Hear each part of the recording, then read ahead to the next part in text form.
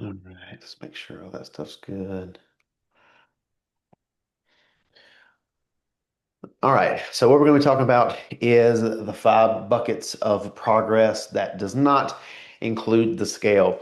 Let's just get one thing out of the way right from the jump. The scale is a tool. It's not the end all be all.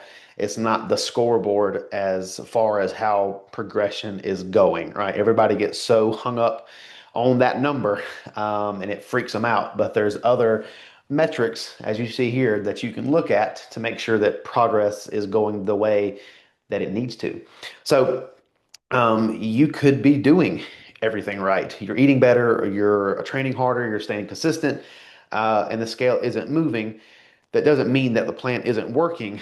It just means that you're looking at one set of data points to base your entire progression upon, right? Personally know a competitor right now that's like 16 weeks into a dieting phase, and this individual has only lost like 2 pounds during that entire phase. But this individual looks a heck of a lot leaner. So again, the scale is a tool, but it's not the end all be all. So if you're really just tracking your weight as far as a metric of how progression is going, you're missing 90% of other progress measures that you could be looking at, and this is what we will talk about today. And so these are the 5 progress buckets. We'll start, from the top, and we'll go down from here. So hopefully you guys can see this, but if not, I'm going to walk you through them regardless. So the first bucket is going to be strength and performance. So if you're getting stronger in the gym, your body is changing, point blank, period. There has never been a time to where I've had an individual not gain strength in the gym and their body composition has not improved. So even if the scale doesn't budge, if you're building, or if you're, preserving muscle in like a cut, that in itself is going to make you look leaner, be tighter, and just a more toned, athletic look, style, build, right? So what this looks like is basically improving progressive overload, more reps with the same weight, lifting heavier, better tempo. Um, and maybe even a reduced time during sets if you're looking at like hit-based workouts kind of thing. Improved in endurance, performance, basically just getting better in the gym, right? Being better than you were yesterday, last week, last month, 6 months ago, right?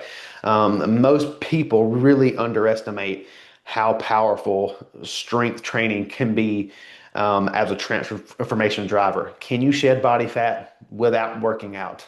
Absolutely, that you can. But if you put 2 people side by side, these 2 people do the exact same cardio regimen, the exact same nutrition regimen, but one person works out and the other one does not. The one that works out will obviously look a heck of a lot better because they're building muscle. They're helping, build other metabolism up as well too.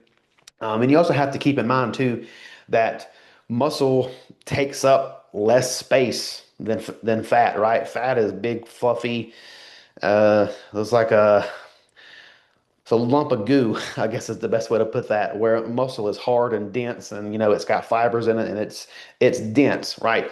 So even if your weight stays the same, body composition is going to be changing and shifting, which makes you look leaner without actually having any kind of net change on the scale, right? So in a very easy way to explain this, if you lose a pound of body fat and you gain a pound of muscle, that is a 0% net change.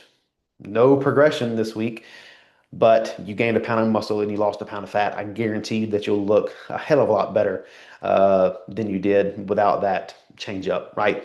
So again, strength and performance is one of them. You're going to be looking at more reps, better form, essentially just progressive overload. Make sure that you're progressing week to week in the gym. Don't go in there to just go through the motions and get your workout done. That's not how you progress. If you want to progress at a snail's pace, sure, go in there and just stare at the wall and do your stuff and get out of there. Cool. But if you really want to make a big change, obviously hit the workout with some intensity. So number two is going to be measurements. Now, this is not something that I require you guys to do weekly. You have the option to, right? Some people do it weekly, some people do it once a month, some people never do it, and that's okay. Again, it's just another metric. It is a good one though. Fat doesn't always come off evenly, and it rarely shows up on the scale number itself before it shows up in like measurements like quads, waist, glutes, or even like how clothes feel. So if you're going to track measurements, inches, circumferences and things like that, obviously look at waist, hips. You could do chest as well too, arms, and you want your arms to be flexed. Nobody likes to measure a flat bicep. We want to flex the bicep and measure that one flex, but everything else should be just about relaxed. Arms, thighs, and then obviously, taking progress photos as well too. Kind of could go in with this measurement category as well.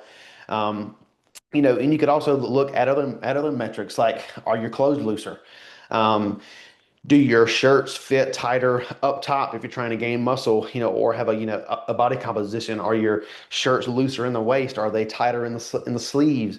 Does that XL now feel like a nightgown because it's getting so big, right? Like there's other things that you can look at as well too, just kind of see progression. I know for me personally, when I know that I'm getting lean, I wear those compression underwear, right?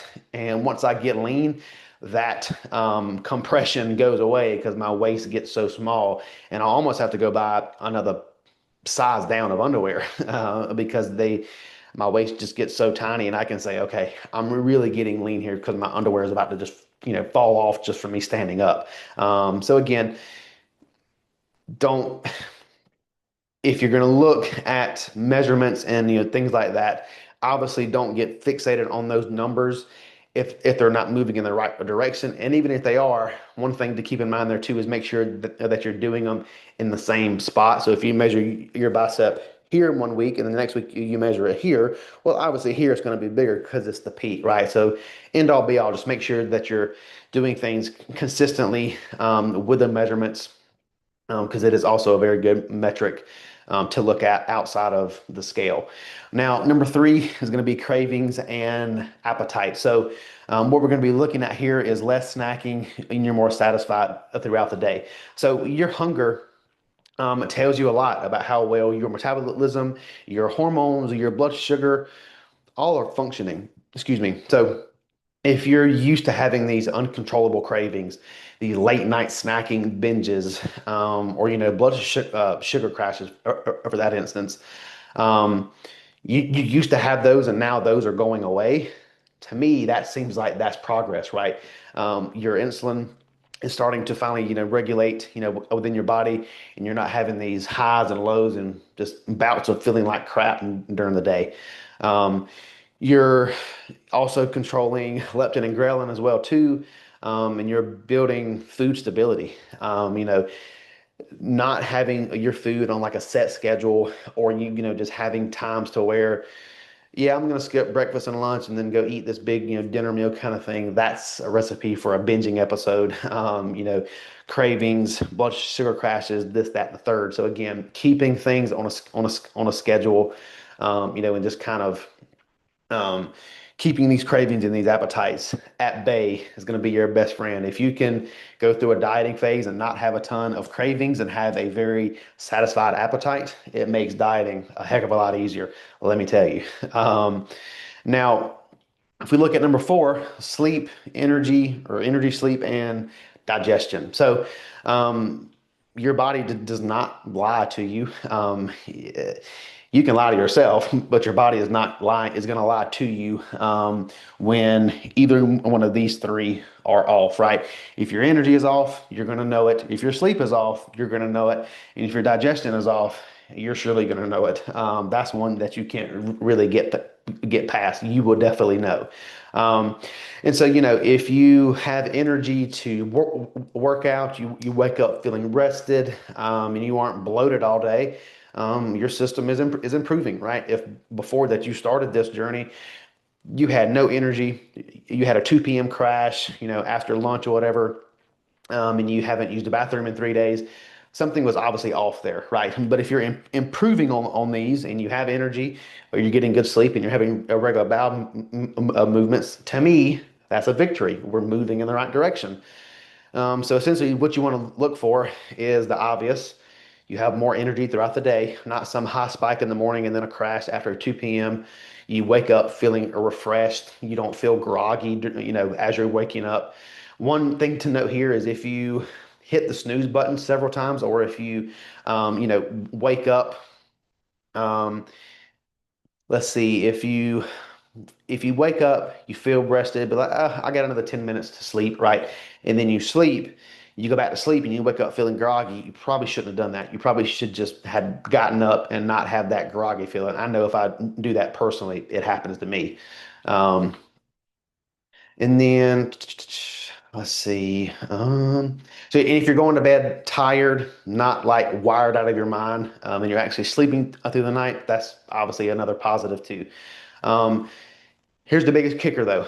When this bucket becomes full at the very, very top, fat loss becomes repeatable.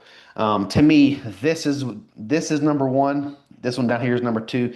But if this bucket can be repeatedly topped off every day, fat loss becomes repeatable. All these other ones are for sure, Oh, measures of hot dog. progression and stuff too.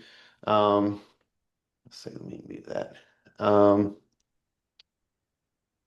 but Are you ready to go? Is that what you're saying? hang on, You ready to go? You know. sorry.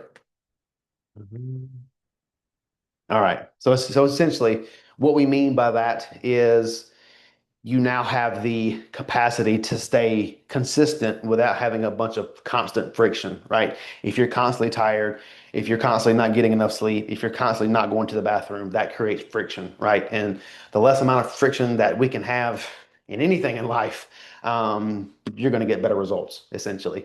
If this bucket is empty, um, and even if the scale drops, you're going to burn out quick. If this bucket has the biggest hole in it, to me, none of this matters because this has to be plugged first. This is the biggest one to me. Now, the last one is going to be confidence and consistency, or this one, and you could even throw adherence in there as well too. Now, this one can be hard to quantify, at least half of it, right? Um, you kind of have to self-audit yourself, right? Are you starting to trust yourself again with going out to eat without going overboard? Are you able to go to social events and not be succumbed to peer pressure? Oh, just have this one drink, just have this fishbowl margarita, you'll be fine, blah, blah, blah. And you throw your calories over by, several thousand, right? Um, are you stringing together weeks and weeks and weeks of hitting your workouts, hitting your macros? Um, are you finally nailing things? Are you owning the choices that you've made, or are you still in this all or nothing mindset, which is making you start over every Monday, right? So what this essentially looks like is you're not obsessing over every single calorie. I want you guys to be dialed in. I want you to be locked in. But do I care if you eat 2,220 calories as opposed to 2,218? No. Getting somewhere close, within that 100-calorie mark, up or down, if you're like truly tracking macros, is kind of the best rule of thumb there. Um, and then are you actually feeling proud of the progression that you've made thus far?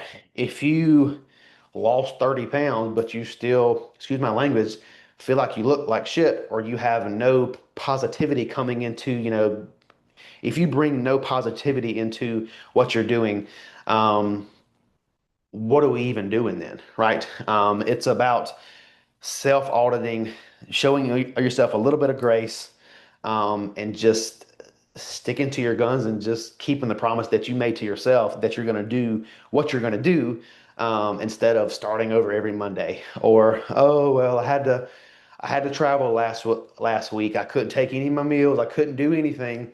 Excuse. excuse. I hear it all the time. It is an excuse.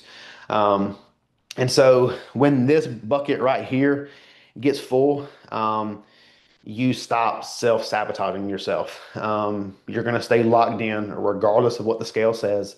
You stop quitting after on yourself, once the days get tough. And that's where the real change essentially happens. If you can train your mind to make sure that this energy, sleep, and digestion bucket is filled first, and then you really focus on adherence, consistency, and just talking to yourself in a positive manner, all this other stuff will will follow.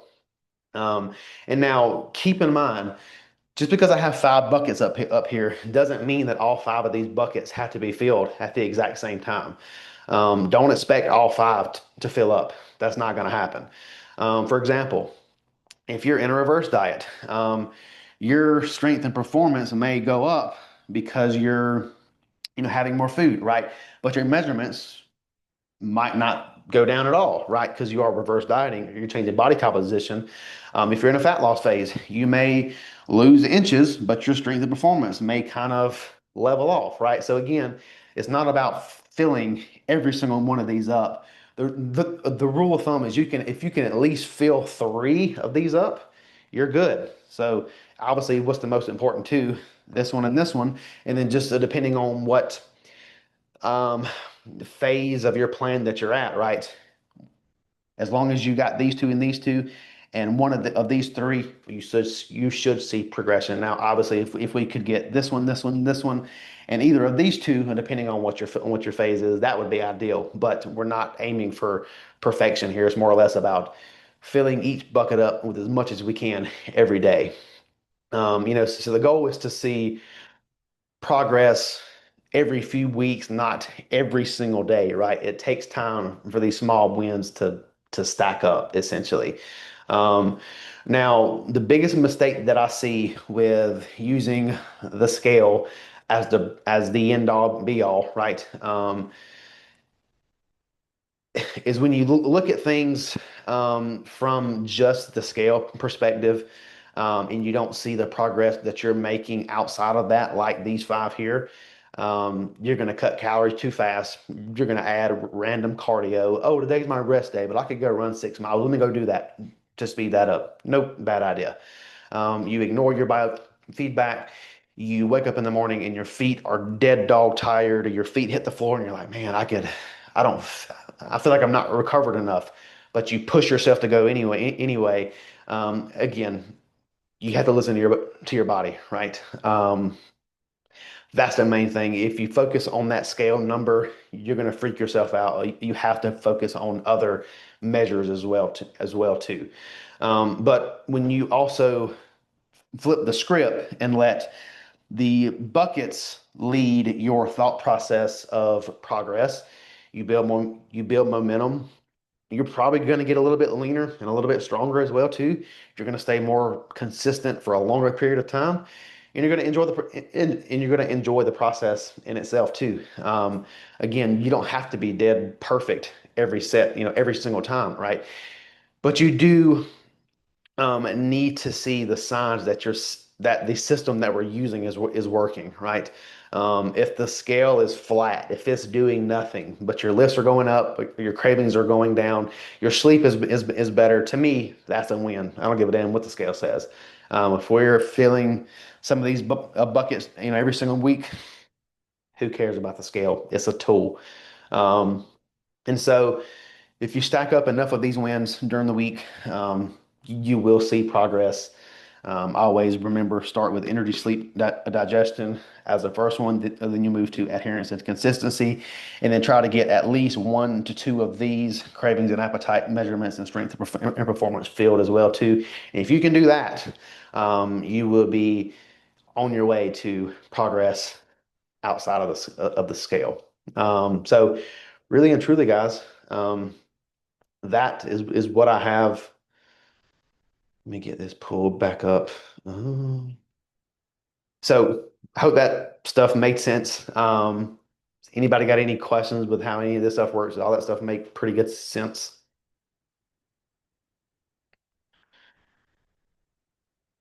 definitely made sense. I'll just say, like, in terms of the scale too, and I guess to kind of speak to your point of previous talks as well, is like it makes it even more difficult whenever you don't have all the data in there because, like, I know from a day-to-day basis, like the weight fluctuates, and like sometimes that can, you know, obviously mentally kind of mess with you, and I know it does me sometimes. Yep. Um, but like having those day to day like data points like you've talked about before like really helps to see the progression whenever you zoom out. um because I mean 10 weeks I wouldn't have thought that like I made this good of progress if I was looking at that much closer um on a day-to-day basis. So but yeah. Yeah, and I mean, and that's why that the scale is not the end all be all, Right. 1000% correct. But at the end of the day, I still ask people to give me those 7 days of weight so I can look at trends over the week, right? If you give me a Thursday weigh in and the next Thursday weigh in, what did we do in those days in between, right? That's to me when it gets hard because it's hard to make a differentiation of what if you had a bad night of sleep the night before, but this week you had a great night of sleep and you were off of work and whatever the case may be, there's so many factors, right? If we can look at 7 data points instead of just two, to me that makes the scale more helpful than anything. If you just give me one reading from last week and one this week, I would rather just throw that out and not even look at it because it's definitely more harmful than good, if you ask me. So, but. Ernesto, you got anything? Are you good? Sorry, I was just looking for the mute button. Actually just got the treadmill. No, yeah, I think I'm good. Like you said in this and in the past before is you know it's not a day to day, it's a week progression that you have to look at because especially with the scale because I was actually looking at that on a day to day basis. I think I even messaged you. I was like, man, why did I gain 2 pounds and the next day it was down pound and a half? What's going on? But like you said, it was an average over a long period of time that you really need to focus on. As long as you see that, it works. And funny thing with the clothes, yeah, all the clothes get loose. That was a definite um, sign for me as well. And that's I and need. a lot of I think I people said to say you before. a lot of people say that, I need. oh, I hate losing all this weight because I'm gonna have to buy new clothes. Well, the other option is you gained a ton of weight and you have to buy new clothes because you're overweight. So, kind of pick your poison there. I would rather, if I'm trying to shed body fat, I would rather have to buy a new wardrobe because I'll look better than I gain weight, right? In the negative manner. So, but um, yeah, if you guys got any more questions, just let me know. Hope this was informative for you. And I'll see you guys next week and we'll go from there.